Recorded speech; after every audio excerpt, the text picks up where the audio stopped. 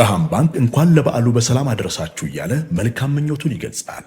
በዚህ አጋጣሚ በዓሉ እንደ ብርሃን የፈካ እንዲሆን ከውጭ ሀገር ከወዳጅ ዘመዶ በዌስተርን ዩኒየን፣ በመኒግራም፣ በዳሃብሽል፣ በትራንስፋስት፣ በኤክስፕረስ መኒ፣ በሪያ እንዲሁም በወርልድ ረሚት ገንዘብ ከተላከለው አሊያም የሚመነዝሩት የውጭ ሀገር ገንዘብ ካለው ወደ ቀረበው የብርሃን ባንክ ቅርንጫፍ በመሄድ በተለመደው መልካም መስተንግዶና ፍጥነት ካዘጋጀነው የበዓል ስጦታ ጋር ገንዘቦን ይረከቡ።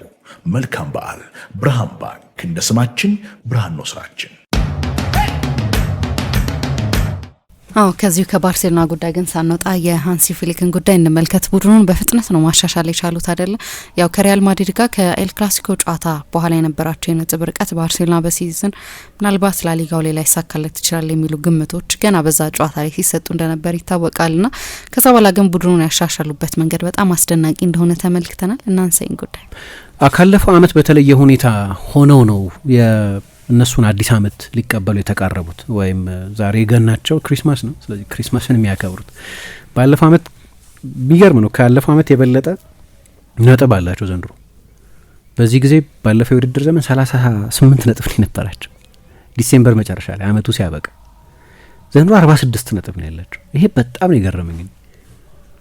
ምናልባት ባርሴሎና በሁለቱ የውድድር ዘመን አጋማሽ በጣም በሚደንቅ ደረጃ ስለተጫወተ 20 ምናምን ጨዋታ ሳይሸነፍ ስለቆየና ሪሰንሲ ባያዝ ስላለን የቅርብ ጊዜውን የበለጠ ስለምናስታውስ አመቱን ሙሉ ጥሩ የነበረ መስሎን ይሆናል እንጂ ያንን ኖቬምበር እና የሆነ ጊዜ ደግሞ ከ8 ጨዋታ አንድ ጨዋታ ነው 2 ጨዋታ ያሸነፉበትን የኖቬምበር ዲሴምበር ጊዜ የከፋው ጊዜ ብለው ገልጸውት ነበር። ትክክል ናቸው ለካ።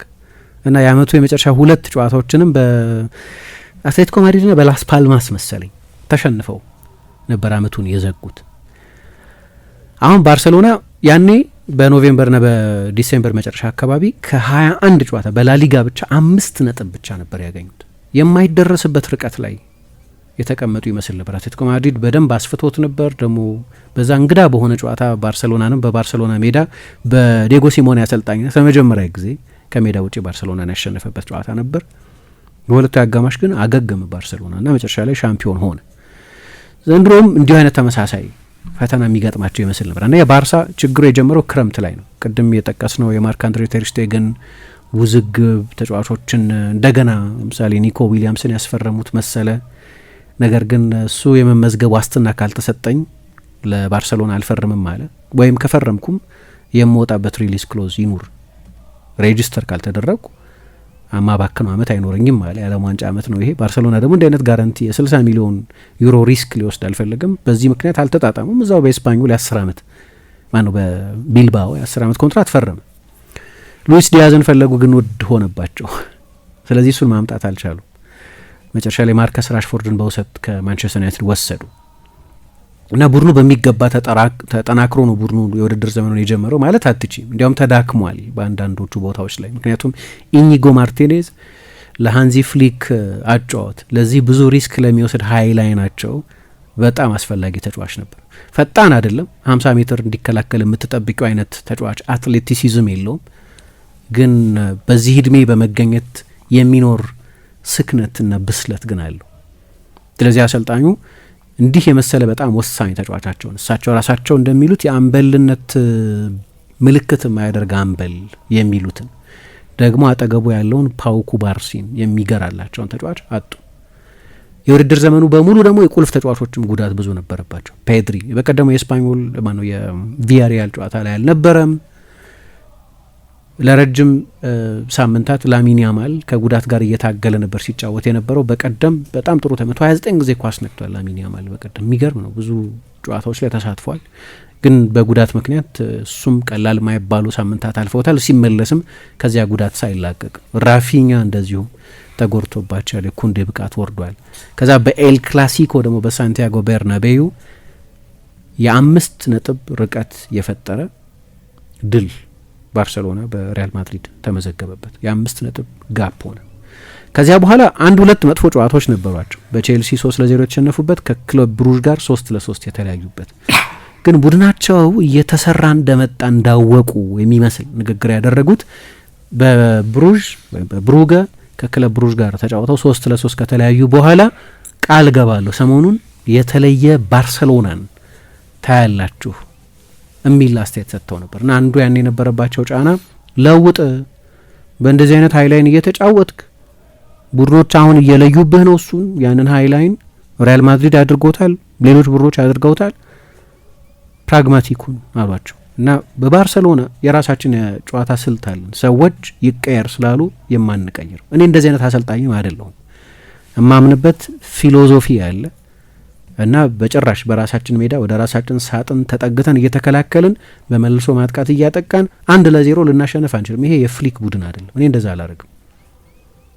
5-4 ብናሸንፍ እመርጣለሁ 1-0 ከምናሸንፍ። ስለዚህ እንደዚህ ነው ከዚህ በኋላ የሚሆነው የሚል አስተያየት ሰጡ አሰልጣኙ። አንደኛ ኮንቪክሽን ነው ይሄ።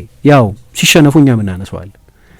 ባርሰሎና ሲሸነፍ ወይ አንዳንድ ጨዋታዎች ላይ አቻ ሲለያይ የባላጋራ ቡድን ያን ሀይ ዲፌንሲቭ ላይን የሚያጠቃ ከሆነ ባርሰሎና ለዚህ ነው የተሸነፈው ትያለሽ፣ ሁሌ ስለማይሰራ። አሰልጣኙ ግን ጉዳዩን በተመለከተ ጠንካራ ኮንቪክሽን ነው ያላቸው እና አንዳንድ ነገሮች መሞከር ጀመሩ። ለምሳሌ ያንን የኢኒጎ ማርቲኔዝ ቦታ ላይ ግኝት ልበለው አላቅም፣ ግን ሰሞኑን እየተጫወተ ያለው ጄራርድ ማርቲን የግራ መስመር ተጠባባቂ ተከላካይ የአሌሃንድሮ ባልዴ ቤንች የነበረ ተጫዋች ነው። ምን ሰጣቸው? አንደኛ አንግል ሰጣቸው። የግራ እግር ተጫዋች ነው ጄራርድ ማርቲን፣ ልክ እንደ ኢኒጎ ማርቲኔዝ ሁሉ። ለአውሮፓ ትልልቆቹ አሰልጣኞች ይልቁን ለኳስ ቁጥጥር አሰልጣኞች በግራ የመሀል ተከላካይነት ቦታ የሚጫወተው ተጫዋች የግራ እግር ተጫዋች መሆኑ በጣም አስፈላጊ ነው። ሁሉንም ትልልቅ ቡድኖች ብታይ ልክ እንደዚሁ፣ ምናልባት ከሊቨርፑል በስተቀር ቨርጂል ቫንዳይክ ነው እዛ ቦታ ላይ የሚጫወተው። ግን ቫንዳይክ በጣም የላቀ ኳስ አሰራጭ ነው። ቴክኒኩ ግሩም ነው። የፈለገውን አይነት ፓስ መጫወት ይችላል። የጠንካራ እግር በያዝ የለበትም። የፈለገውን አንግል ሳላህንም ጋክፖንም ማግኘት ይችላል፣ ወይ በመስመሮች መሀል ኳስ መስጠት ይችላል። እሱ ዩኒክ ኬዝ ነው። ግን ለምሳሌ በሁሉም ትልልቅ የአውሮፓ ቡድኖች ኤንሪኬ፣ ዊሊያም ፓቾ አሉ፣ ወይ ኮምፓኒ የግራ እግር ተከላካይ እዛ ቦታ ላይ ይጠቀማል፣ ወይ አርቴታ እዛ ቦታ ላይ ካላፊዮሪ፣ ጋብርኤል ዋናው ተከላካይ፣ ወይ ሚንካፒ አይነት ተጫዋቾች አሉት። የግራ እግር ተከላካዮች ይፈልጋል። ጓርዲዮላ ዮሽኮ ግቫርዲዮልን ነው እዛ ቦታ ላይ የሚጠቀሙ። አብዛኞቹ ትልልቅ አሰልጣኞች የግራ የመሀል ተከላካይ የግራ እግር ተጫዋች ይፈልጋሉ። ኢኒጎ ማርቲኔዝ ከለቀቀ በኋላ የተቀሩት በሙሉ የቀኝ እግር ተጫዋቾች ነበሩ እና ጄራርድ ማርቲንን እዛ ቦታ ላይ ማጫወት ጀመረ። ከዛ የአትሌቲኮ ማድሪድ ጨዋታ ጀምሮ አትሌቲኮ ማድሪድን ካሸነፉበት ጨዋታ ጀምሮ አሁን ሁሉንም የላሊጋ ጨዋታዎች የሚጀምረው እርሱ ነው።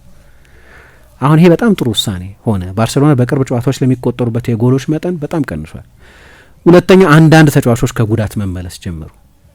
ፔድሪ አሁንም የፊትነስ ችግር አለበት፣ ግን ባርሴሎና ለእኔ ባርሴሎና የሚጫወትበትን መንገድ የሚወስነው ተጫዋች ሌሎች ስታሮች ያሏቸውም ቢሆን ያማልም፣ ራፊኛም ሌሎችም ተጫዋቾች የፔድሪን ያህል ወሳኝ ተጫዋች ያላቸው አይመስለኝም። ሁለት አይነት ቡድን ነው ባርሴሎና። የእሱ መመለስ በጣም ትልቅ የጥራት ልዩነት ያመጣል። ግን ያለሱም አሸንፈዋል። በቀደም ራፊኛ ተመልሷል። የራፊኛ መመለስ ያው በየጨዋታው እንግዲህ አንድ ቀጥተኛ የሆነ የማጥቃት ሚና የሚወጣ ተጫዋች ቢሆንም በተለይ ፕሬሲንግ ኢንቴንሲቲውን ከፍ አድርጎታል። ባርሴሎና በዛ ሀይ ላይን የሚጫወት ከሆነ ከፊት የፕሬሲንግ ኢንቴንሲቲው መላቅ አለበት። አሁን ራሽፎርድ በምንም መለኪያ መጥፎ ሲዝን አይደለም እያሳለፈ ያለው፣ እንዲያውም በጣም ፖዚቲቭ ዝውውር ነው። የእሱም የጋርሲያም ያመጧቸው ተጫዋቾች ዝውውርም የተሳካለት ነው። ተጽዕኗቸው ጥሩ ስለሆነ ግብ ጠባቂውም ራሽፎርድም ደግሞ በተለይ ብዙ ጉዳት ባለበት ጊዜ ኦልሞስት ወደ 20 ጎል ኮንትሪቢሽን እየተጠጋ ነው። እንግሊዝ ብሔራዊ ቡድን በመደበኝነት ይጠራል። መጥፎ ሲዝን አይደለም። ትልቁ ልዩነት ግን ከኳስ ውጭ ያለ አፕሊኬሽን በእጥፍ የተሻለ ኢንቴንሲቭ ሯጭ ነው ራፊኛ። አንዳንድ ጊዜ እንዲያውም ለብቻው እስኪመስል ድረስ ባርሳ ከኋላ ጠበቅ የሚለው ከፊት በሚገባ መከላከል ሲችል ነው። የባርሴሎና ፈርስት ላይን ኦፍ ዲፌንስ ከፊት ያለው። ስለዚህ የራፊኛ መመለስ አምና እንግዳ የሆነ ከ60 በላይ የጎል አስተዋጽኦ ኖሮት እንዴት ነው በፊፋ የአመቱ ምርጥ 11 ውስጥ ያልተካተተው? ባለፈው ደግሞ ዲየጎ ሲሞኔ ሰምተሽ እንደሆነ አይገባኝም መቼም እንዴት ባሎን ዶር እንዳላሸነፈ ሲል ነበር። እንዲህ አይነት የውድድር ዘመን ያሳለፈ ተጫዋች ነው። ስለዚህ በሁለቱም ደንበኛ የተጫዋች ነው። የጎል እድልም ይፈጥራል፣ ጎልም ያስቆጥራል። ከመሪዎቹ መካከል አንደኛው ነው። ብዙዎቹ ጨዋታዎች ላይ አንበልነት ምልክት አድርጎ የሚጫወተው እሱ ነው። ቴር ስቴገንና ሮናልድ አራውሆ በማይኖሩበት ጊዜ ላሚን ተመልሷል። ጆዋን ጋርሲያ ተመልሷል። ቅድም ስለሱ ብቻ ባነሳ ነው ዝግጅት ላይ አንስቼዋለሁ። ሌላ ግን ኦልሞም እንደዚሁ ሰሞኑ ሌላ ግን አንድ የኤክስፐሪመንት ማድረግ ጀምረዋል። ለምሳሌ እዛ ጓዳላሃራን በገጠሙበት የኮፓ ዴል ሬ ጨዋታ ላይ ማርክ ካሳዶን የቀኝ ፉልባክ አድርገው ነው የተጠቀሙበት። ባርሴሎና እዛ ቦታ ላይ ሌላ ተጫዋች የለውም። ሄክቶር ፎርት የሚባል ተጫዋች ነበር። በቀደም ጎል አስቆጥሮ ተጎዳ አይደለም ለአይባር። የሚገርም ጎል ነው ያገባው።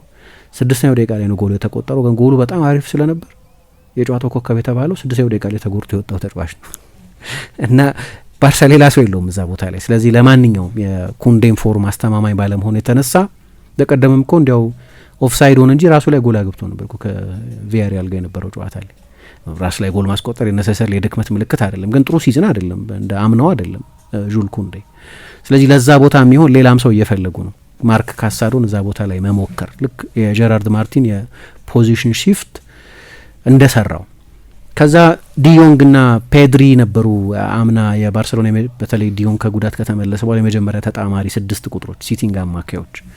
ሰሞኑን ጋርሲያን በመደበኝነት ከዲዮንግም በላይ የመጀመሪያ አሰላለፍ ውስጥ አካተው መጠቀም ጀምረዋል እና ከዛ የኤል ክላሲኮ ጨዋታ በኋላ ያደረጓቸውን 7 ተከታታይ የላሊጋ ጨዋታዎች አሸንፈዋል። 7 ጨዋታ በተርታ አሸንፈዋል እና ባርሴሎና የሚጫወትበትን መንገድ የአምናውን የባርሴሎናን መንገድ መምሰል ጀምሯል። አጥቂዎቻቸውን ያፈራርቃሉ። እንደ አምናው ጋራንቲድ አይደለም። ሌቫንዶቭስኪ ከፌራን ጋር ይፈራረቃል እና አሰልጣኙ ያን ያህል ብዙ ክሬዲት መውሰድ አይፈልጉም።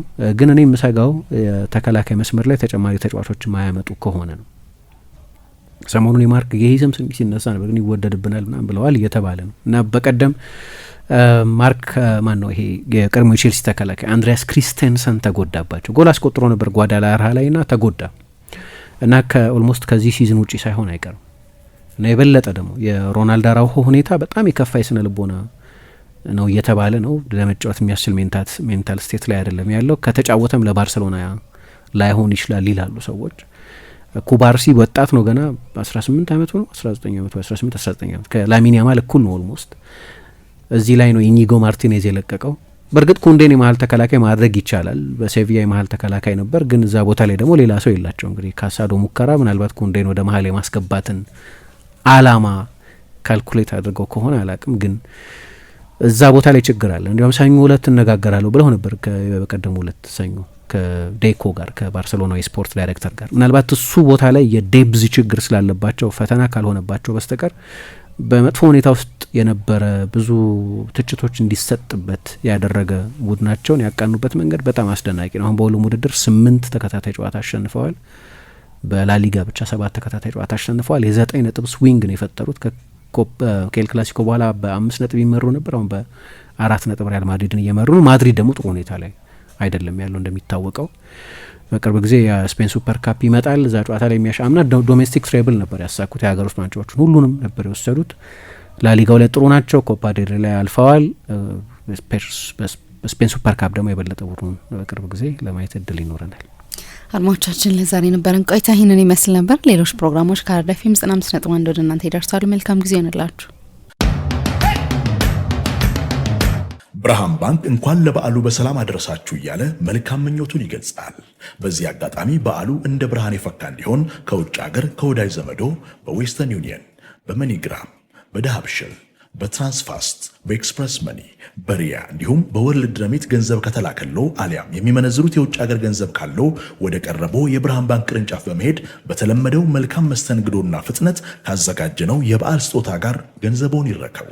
መልካም በዓል። ብርሃን ባንክ፣ እንደ ስማችን ብርሃን ነው ስራችን።